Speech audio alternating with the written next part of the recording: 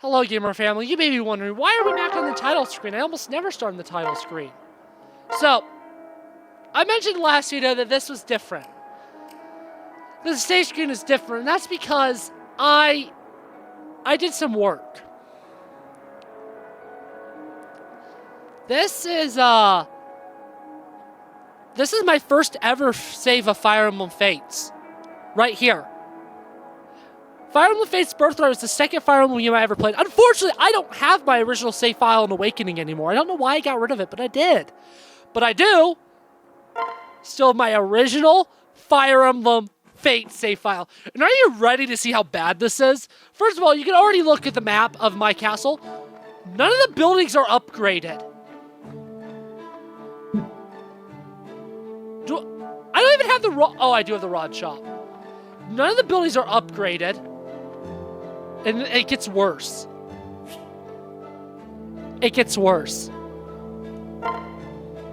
So, Corrin's promoted. First of all, I'm using simple AI. Let's fix that. So, Corrin's promoted. Azura is only level 19. Okay. Silas is not promoted. Okay. Kana is not promoted. Okay. Well, Jakob is a pre-promote. Pre-promote that's actually different, because Jakob, I actually haven't explained it yet, but Jakob and Felicia, depending on which one you get right away, I don't think it applies to both of them, but the one that you get immediately is not a proper butler, is they actually have the same XP gain as a unpromoted class, and typically, if you promote, for instance, if I've promoted Sakura into butler, she would only be able to go up to level 20, but Jakob's able to go up to level 40 butler. Here, I'll be right back. I'm gonna use the bathroom. Rinka's not promoted. Sophie's not promoted.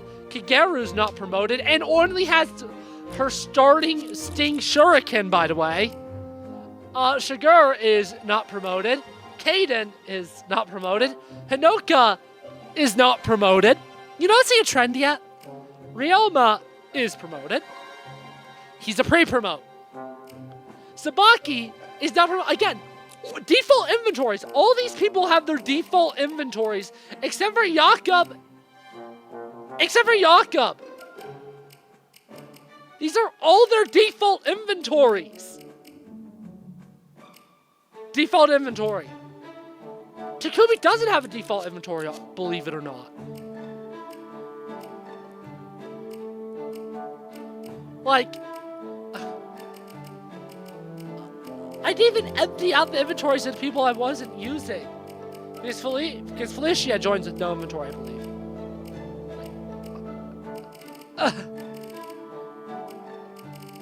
What?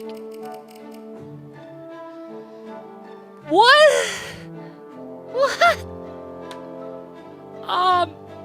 It's funny. I actually had to change the Phoenix mode to beat chapter 27 on the save file. And you know what? I wouldn't even dare to just promote all these units now and try to beat chapter 27. Because I genuinely do not know how I made it chapter 27 with the only unit I promoted being Corrin.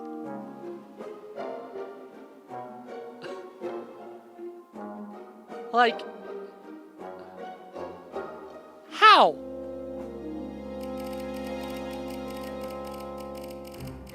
See, I almost stopped playing Fire Emblem after my experience with Birthright. And you know what? Clearly I should have stopped playing Fire Emblem. Oh my gosh. I genuinely believe if I played Conquest after this game, I would not be here today. Back then. Because Shadows of Valentia is so non-linear and so weird. It simplifies a lot of mechanics, which is why I think it's better than Fire Emblem 1, Gaiden. Seriously, Path of Radiance is what taught me how to play Fire Emblem properly, I guess? I don't know. I can't open up my original Awakening save file, but it's not as bad, but it is still pretty bad. I barely promoted anybody there. I guess I was worried about there not being enough, Master Seals or something. I genuinely don't know. I genuinely don't know what my problem was. Jeez Louises. Anyways, this is... Did I just get a Bolt Naginata?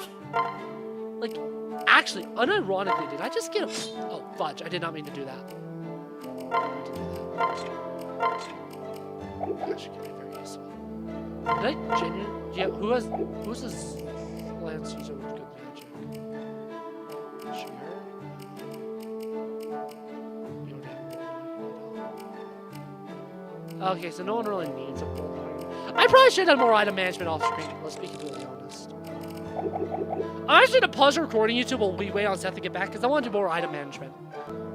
I ended up not doing a ton of item management, gamer family, because I'm pretty happy with my inventories. I gave him the S rank thing, and I did oh, actually, there's a little bit more. Well, actually, I don't. You can't get up to S rank, can you? Because you're a troubadour, which is not proper. Yeah, you can't get up to S rank stave. Which means you'll never be able to... That's insane. I thought I had a stave that resurrected people.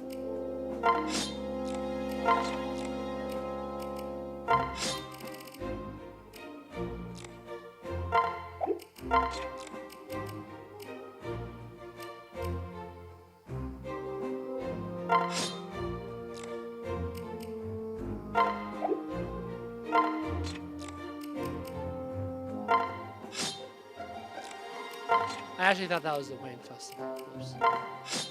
I thought I did. I guess not. I don't like the gimmicks on the S-rank weapons, and I can't, like... Unfortunately, like, Shigur or Kuragi, they can't use S-rank bows. I didn't really like the gimmicks on the sword and the lance, because it reduces strength until they attack again, so I was like, you know what? No. Yeah, so third invasion opens up right before the final battle. Yeah, guys. Penultimate map. King Garen, I wonder who this hot, sexy guy could possibly be. Oh! Wow, he's not hot and sexy. At last, King Garen.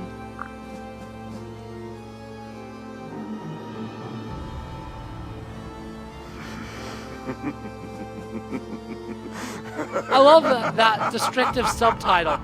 Laughs evilly.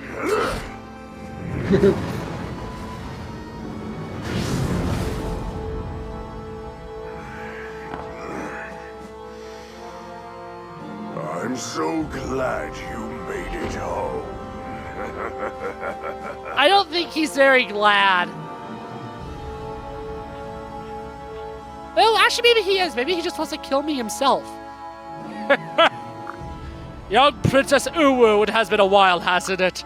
For someone who spent much of her life as a pampered shut-in, you've achieved something approaching competence. Gee, thanks for the compliment. As I'm sure you're aware, we're here to dethrone you. You sparked a needless war that has claimed thousands of innocent lives, including my mother's and those of your own children, Xander and Elise. I'm surprised to hear that. Xander in particular is a quite capable pawn. A capable pawn? Your own son? Do you feel nothing at their deaths? What happened to you, old man? How dare you insult me? Of course my own children were pawns, as are you. As is everyone here! Xander at least thought of you until the very end. They fought and died trying to save you from my blade. Yet you feel no remorse? You're clearly beyond redemption or negotiation. The only thing left to do is end your reign and your life. Laughs evilly. I can't even scratch his armor. What did you expect? Attacking me with that pitiful letter opener you call a sword. Let me show you how it's done. Less blood particles than when Xander was attacking you, which means he's doing a worse job than Xander. Wu, are you okay? I don't make the rules! I just follow them. I'm fine, Azura. He's not so tough. Get ready. I'm going to sing my song now. You'll be vulnerable for a moment or two, so attack immediately. I don't think so.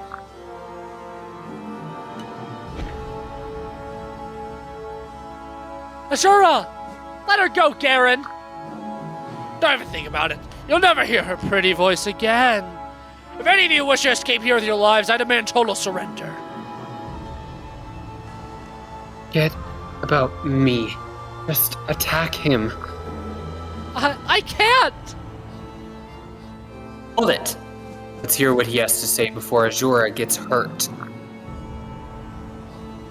King Garen, what are your demands? If you are reasonable, I'm sure that Nohr and Hoshido can come to an agreement. Now please, let Azura go so that we can discuss this. What? What happened to his skin? He clearly needs to use more moisturizer. I mean, look at him. Wise decision. It's very ashy. I demand nothing less than a total unconditional surrender from Hoshido. You're transfer control of your kingdom to Nohr immediately, and also I require your life.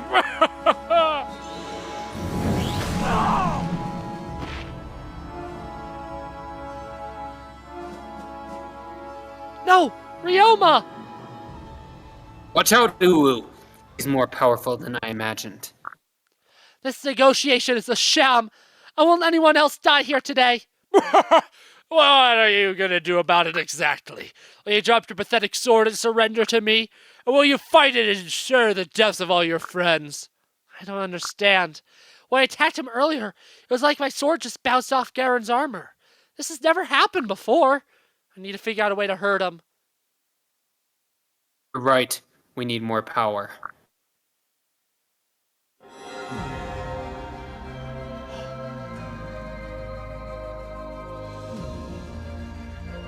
Look, our Hinto is glowing. Is Garen doing that? What's going on? I don't think so. Remember when my Fuhin Yumi combined with Yato? It's happening again. So that means Rainto is... Uwu!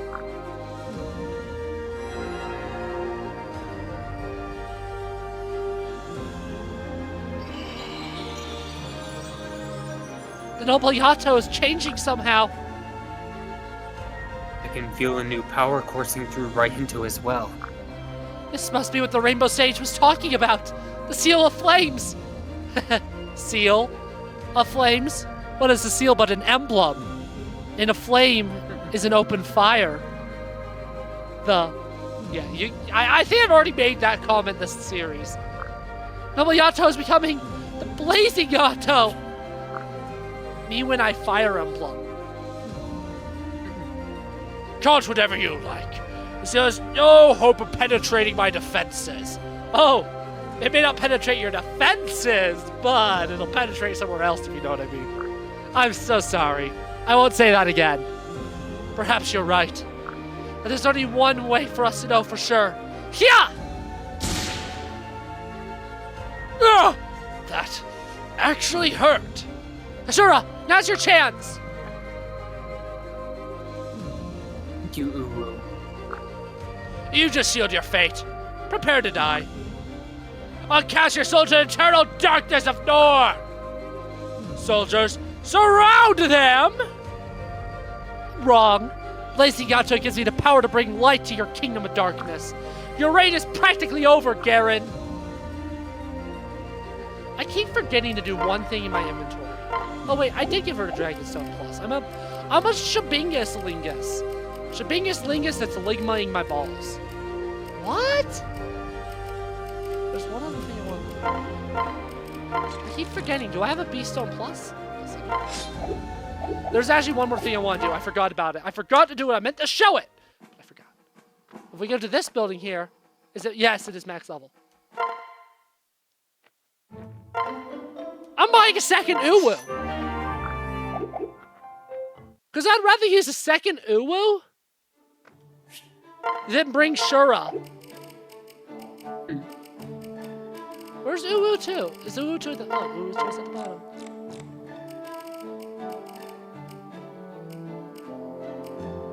I wanna... I want to buy nothing, actually. This is fine. There we go. Now I have 2 Uwus. An Uwu that can die and an Uwu that cannot die. I'm really going to Uwu all over the place. Truly.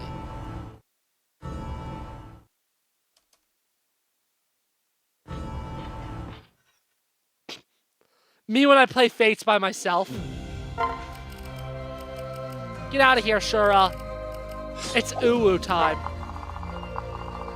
It's time to embrace the power of the Uwu and Uwu all over the place. Uwu! Uwu! Yeah. Let's do this.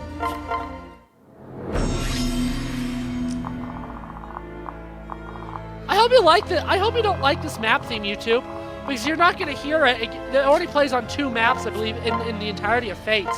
So I hope you don't like it, because you're pretty much not going to hear it for like another, like... I think it already plays a Revelation besides this map. I think it plays a Chapter 26 of Revelation. So, yeah, you're not going to hear it for a long time. Speaking of which, there's something I want to talk about. I'm trying to decide if I want to...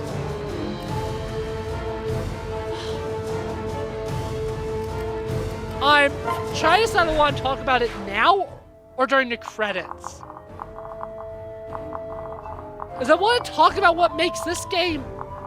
what this game does right versus 3 Houses. 3 Houses, for the most part, does the story better than this game.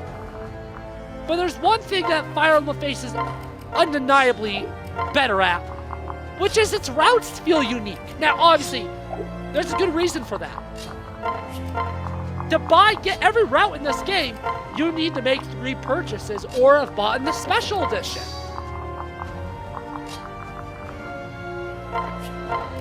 But even then, they truly make each route feel so incredibly unique. Obviously, everything up through Chapter 5 is the same. Chapter 6 is where differences start. I looked at the chapter list, not including paralogs. There are 8 maps in Fire Emblem Fates Birthright that are in another route. And here's the thing. None of them after Chapter 20. Which means the final 8 maps in this game are fully unique to this game. And even then, the reused maps play so completely different. Like the Ice Tribe Village, for instance. In one route, going to villages summons more enemies, where in another route, that prevents enemies. One route, the ice is there, and the Dragon Vein makes it go away. Well, in the other route, the Dragon Vein makes the ice in the pond appear. Fort Dragonfall also is completely different. It plays completely different. Some maps have completely different objectives. Like Chapter 10 of Conquest is also Revelation, but it's such an entirely different feeling map that I really don't, I forget that it's not just a Conquest map, because it plays so entirely different in Revelation. Like, that's what this game does right. Each route, yeah, there's some reused maps, they still feel completely unique. And I think that's truly what hurt. Obviously, if you watch my 3 Houses Let's Play, there are 2 things I complain the most about. How many supports they were and how long they were. That is a complaint that I will echo with this. Supports in theory are a great means. It's just, I'm someone who likes getting to the meat of it. I like the gameplay more than the story. So the supports, even in this game, they're well written. In 3 Houses, they were extremely well written. I just would rather be playing the game than watching the supports. 9.5 times out of 10. And that's a complaint I echo here. And my other complaint with 3 Houses is that all the map routes are really the same. Like, Azure Moon and Silver Snow quite literally have 2 differences, which is Ronderfield isn't in Silver Snow, and the final map. And even then, compare Verdant Wind to Azure Moon. They're practically the exact same maps, and gameplay-wise, they play the exact same.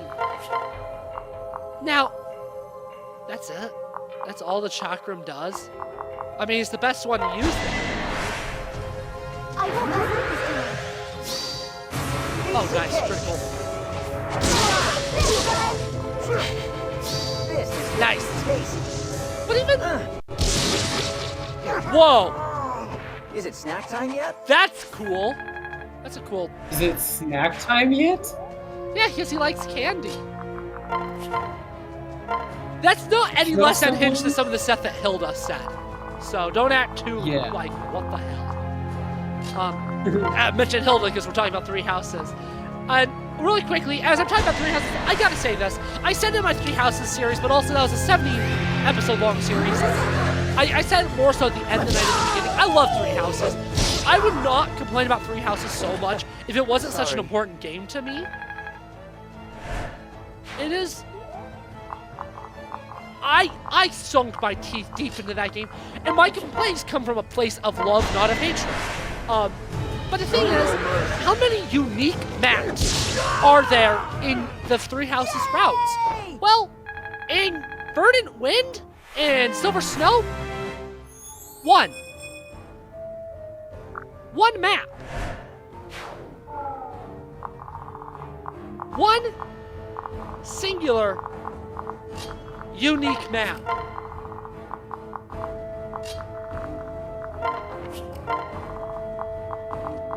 Crimson Flower has more.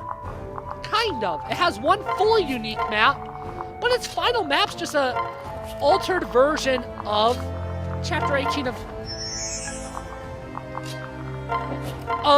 Crimson Flower of Azure Moon. I'll say, well, it's less of a unique map and more like something like the Ice Tribe Village in Fates, where it plays just so completely different in multiple routes, but the map itself is still technically the same.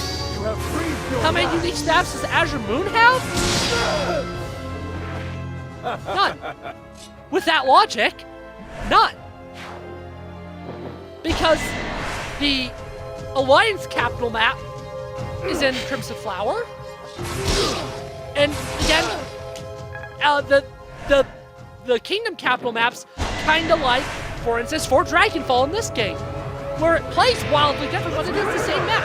And I count that as a repeated map in Fates. So, it's just, the repeated maps in Fates are less like Great Bridge of Murden, where the only difference in one and two of the routes is to do, but that's also only if you do a paralog. And in Crimson Flower, you start on a different side of the map.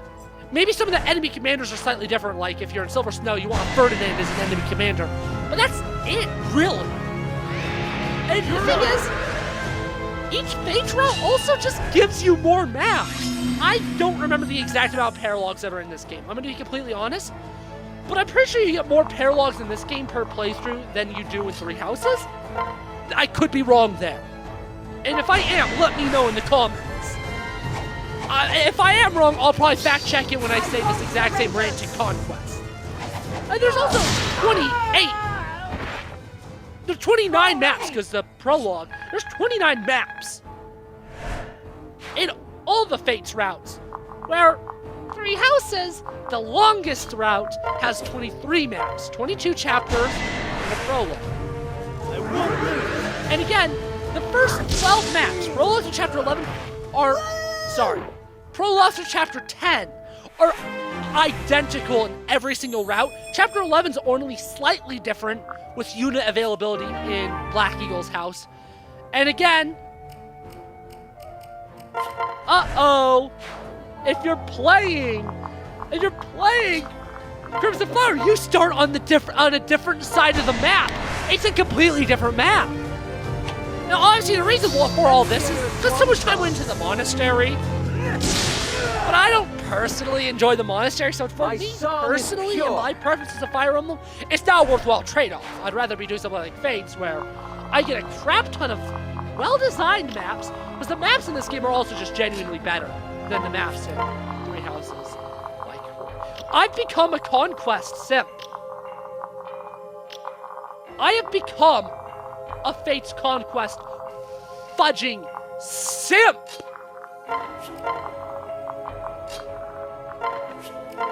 Since essentially around the time that I started actually LPing this game, I became freaking simp in that game. I love that game. It's one of the best Fire Emblem games. Because its map design, barring some really bad maps in the mid-game, is great. And anyways, Potato, Seth, I want to know more about the audio class you're taking now that your semester started. Completely different conversation, I know. Go from talking about I guess actually, let me really quickly, I should probably talk about what I think Three Houses does better over Fates, besides writing.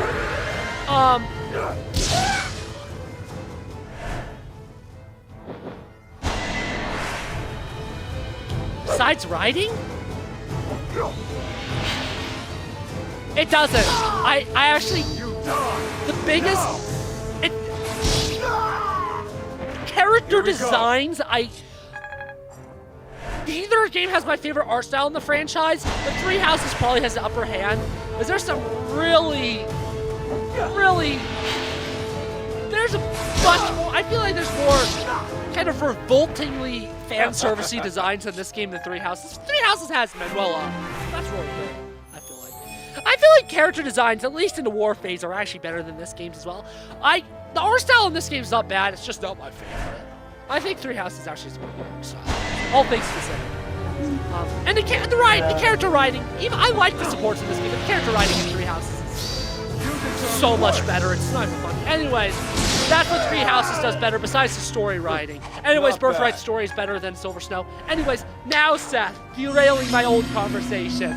Now I'm ready to hear about your audio class, because I've become quite a fan of audio mixing for my movies. It's a lot of fun for me. So I want to know what your audio class is going to be like. Obviously, you've already met probably at most 3 times, maybe less, I don't know. But I'm very curious what it's like, if you think it's going to be hard or what. That kind of stuff's so fun. I know that's what James wanted to do for a career. I don't know if he's still does, but I wonder if he did. I'm rambling. It's your turn to talk. You deserve So one of the main reasons I want to take the class is because as a voice actor, there may be points in time, like some of the Five Nights at Freddy's voices are for sure edited, because there's no way a human could make the sound that the character is making. So that stuff's really fun to do. Yeah. My main reason is in case I ever need to digitally alter my voice, and I'm not saying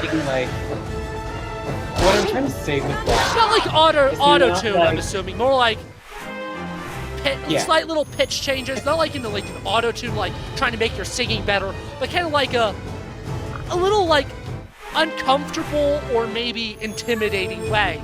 Deepen it to sound more intimidating, or make it just, like you said with your FNAF example, make it something that the human voice could typically do. Yeah.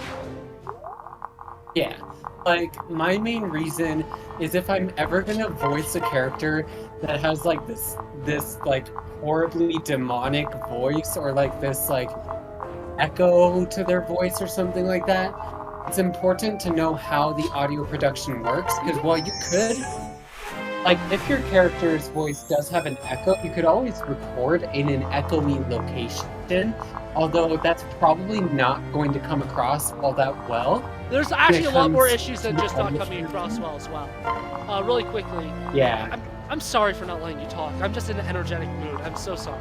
I'm not trying to cut you off. No, it's okay. But actually, I can elaborate on that comment. Because the thing is, if you record it in an echoey room, then what happens if you or your producer changes their mind about wanting it to be echoey? Well, crap, you recorded it in an echoey room. You can't fix that. That's why, at least in filming, you need to know when you actually, I tried to put her in range of those. I'm stupid. Anyways. Think of it kind of like a drawing sketch.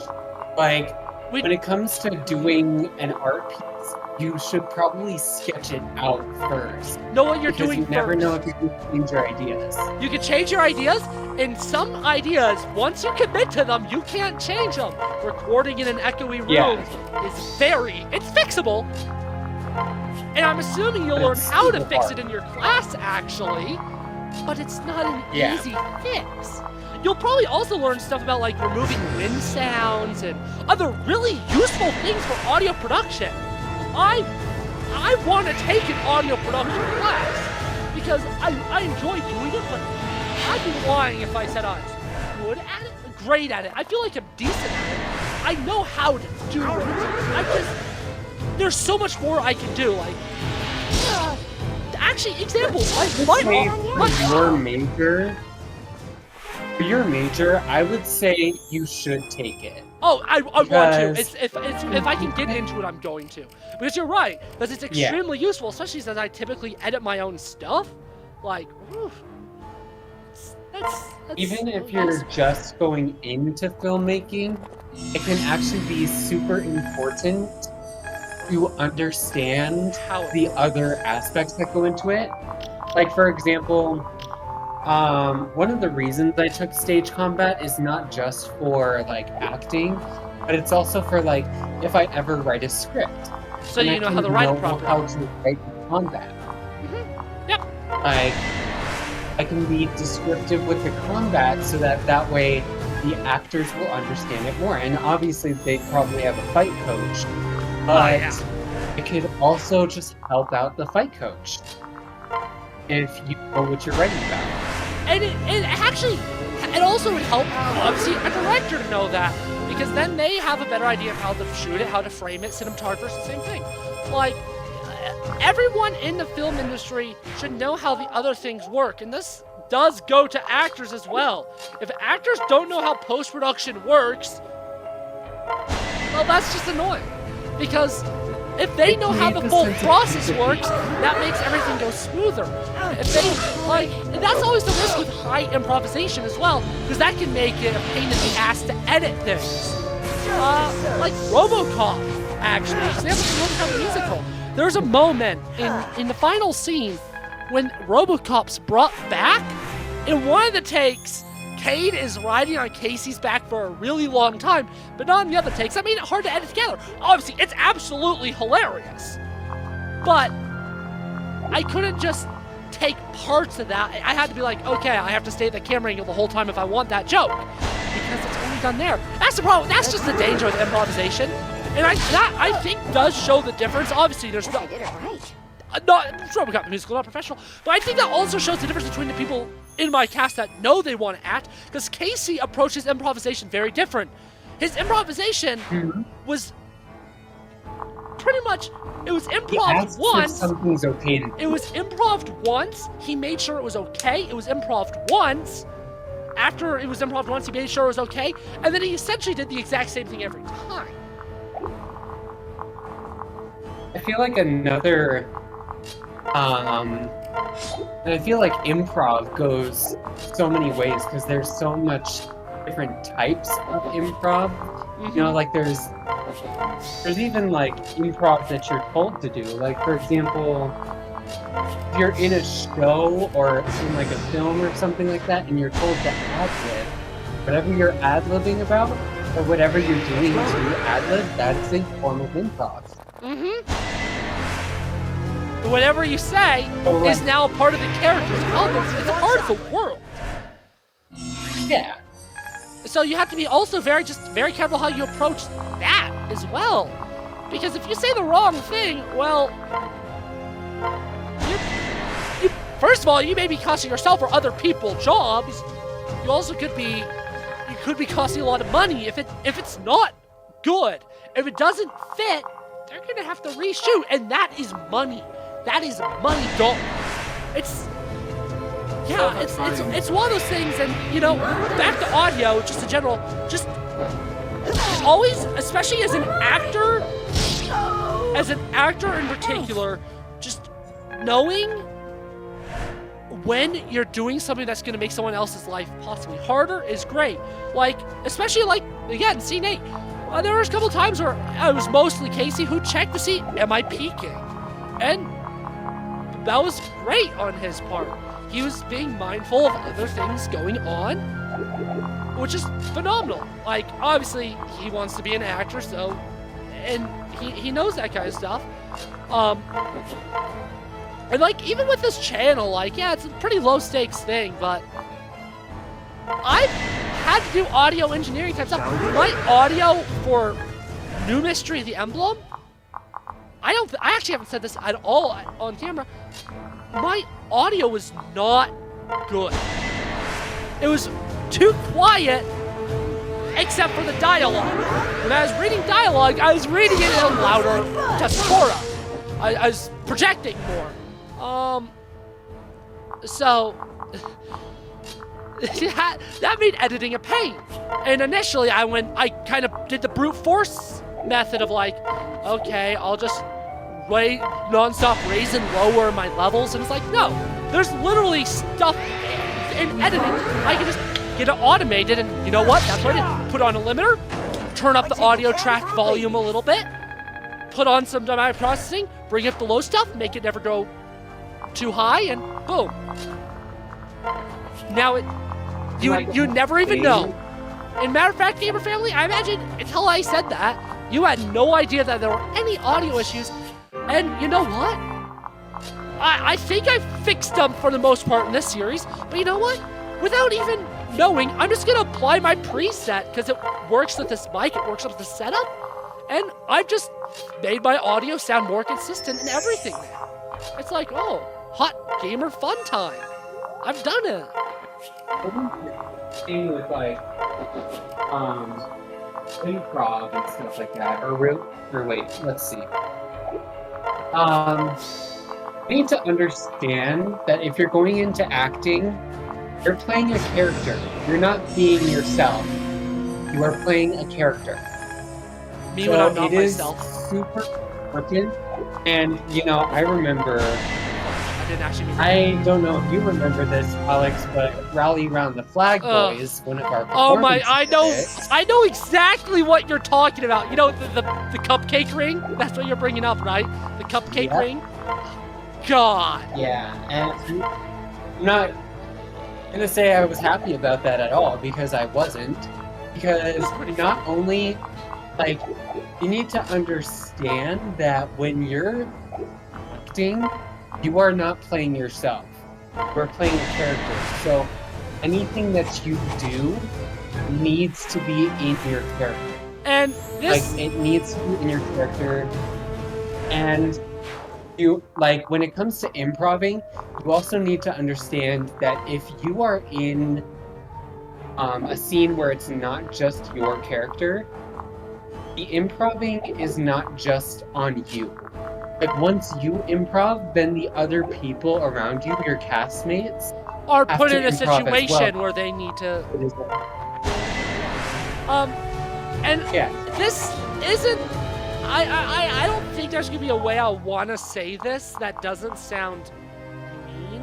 But when you're acting isn't self-fulfillment, at least not fully. Like, you can find acting fulfilling to yourself. It can make you feel good.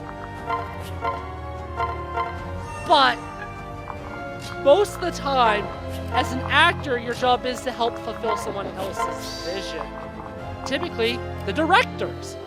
And this isn't to say most good directors will not be like complete tyrants saying you have to do things with this exact way. But that is technically it. You're not acting to please yourself, you're acting to create a character to fulfill a vision. And not really your own. Typically, a good director will understand the actor's vision and they'll try to make sure the actor's vision and their vision for the character match. It doesn't always happen. Uwu should have known better than to send an underling. You're fighting fake Uwu. This isn't an underling, this is just Uwu. Or perhaps you're just a sacrificial lamb. That is actually correct. This is just a sacrificial lamb. Because I'm being very cautious because he has a critical on my units. And I don't want to get hit by a 10% critical. Because that'll make me cry myself to sleep.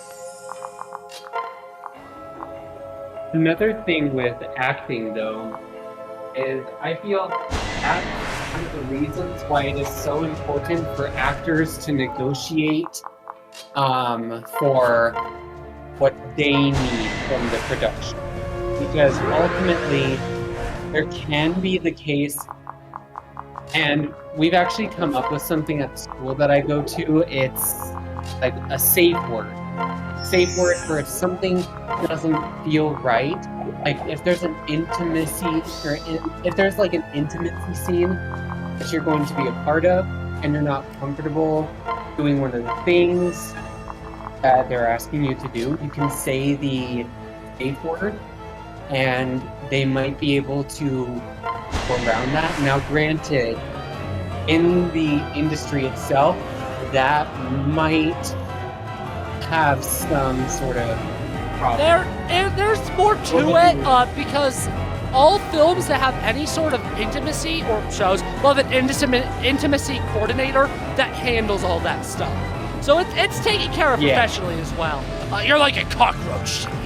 How can you possibly think you can win? You would just quickly derail the conversation again and just appreciate this battle music. I'd love to have it as an ending theme to a video, but there's just no real place to put it. But such a banger. I've grown, Garen. I'm not a victim anymore, and I will defeat you. Oh, I think this is it.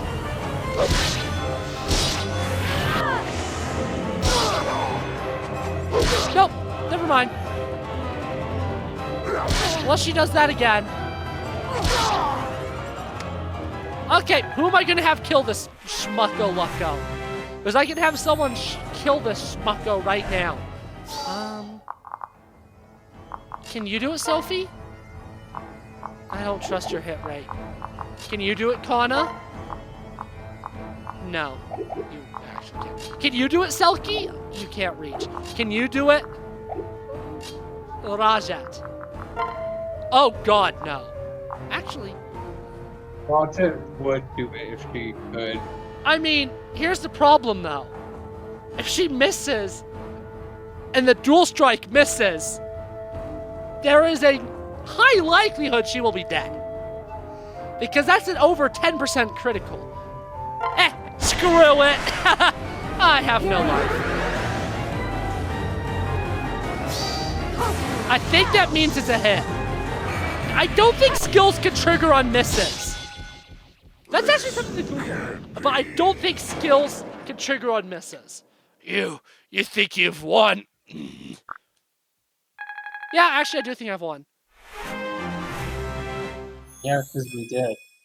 Well, I said it earlier, Seth. This is the penultimate map. Did we really win? Did we really, though?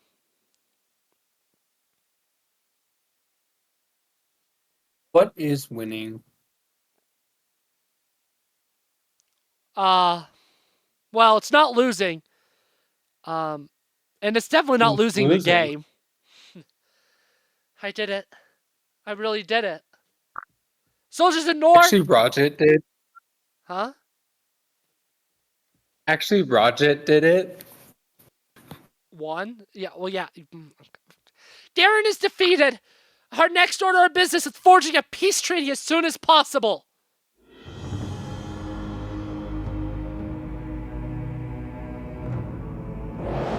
Let me see. Peace treaty? That's not Garen. No! Are you really surprised? What are you? Now you see my true form. That's not his true form. The blood of the dragons runs in my vein as it does yours. Witness my power unleashed.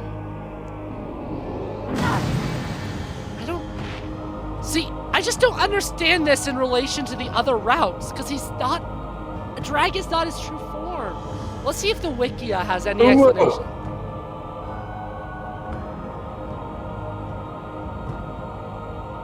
Hello.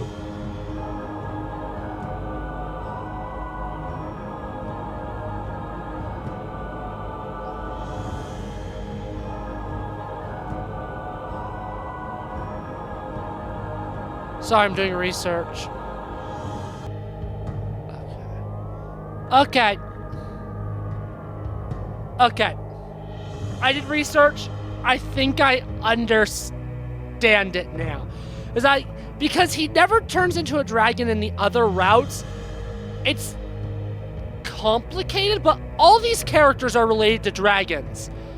There's a bunch of dragons in the world of Fates, the first dragons, and the Kingdom of Nohr comes from the Dusk Dragon, and the Hoshidans come from the Dawn Dragon. So I guess my brief understanding from the research I literally just did in the past 2 minutes is that if he really wanted to, Ryoma could turn into a dragon as well. It sounds like with enough power, maybe power from Anon Coast, he could turn into the Dawn Dragon. Theoretically, if shoved that way, Xander could turn into the Dusk Dragon too, is what I'm getting at, I guess.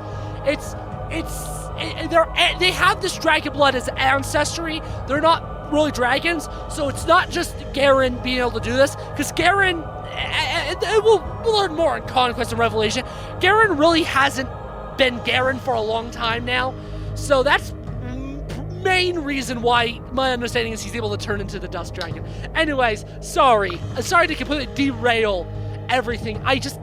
That's confused me for so long now, and now that I'm on a camera, I'm expected to understand it and explain it? Like, what? What are you doing, Fire Emblem?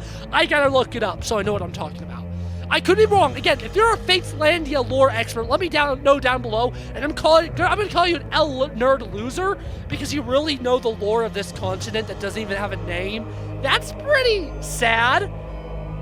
I'm kidding, actually, because there's a lot of really cool implied lore that's just never fully explained in the games because the writing. So actually, if you do know all that, that's actually really cool. You should explain it. Yo, he destroyed the Blazing Yato! How? Even I am surprised. I expect the board from Hoshido's most fearsome weapon. This can't be happening. Hold fast, Uwu. The Blazing Yato may be destroyed. That's me. Blazing Yato may be destroyed, but I can still attack with the power of Rahinto. Me when I fart, brain. Don't forget my Fujin Yumi. Why do only men get cool weapons in this game? That's a little sexist. Uwu has a cool weapon. Yeah, but Uwu's, you can decide their gender. There's 5 cool weapons in this game. The other 2 characters with cool weapons are Leo and Xander. Men. This is... okay. Your weapons are mere toys against me.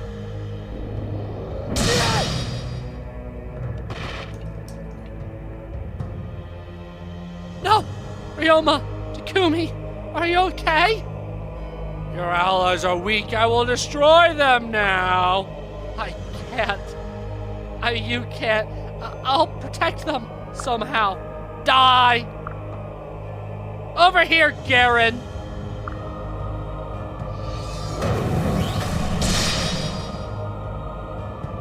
Pose.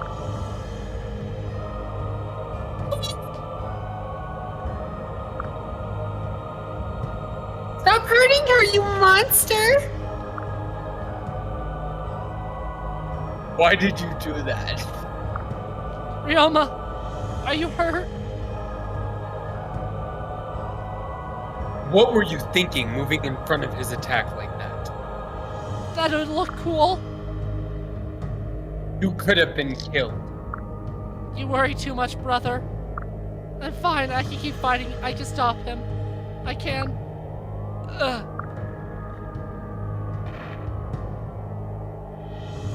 Uwu! It's like the Blazing Blade map text. Uwu is dead.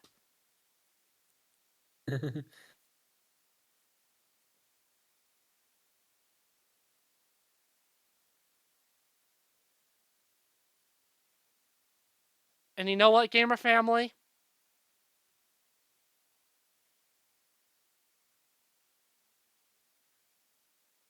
Yeah, What?